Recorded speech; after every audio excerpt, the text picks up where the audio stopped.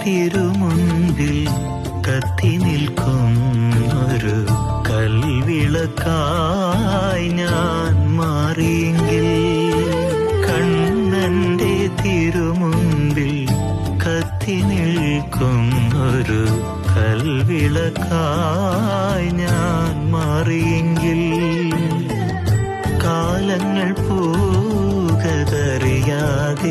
കണ്ണനെ കണ്ണൊന്നടയ്ക്കാതെ കണ്ടു നിൽക്കാം.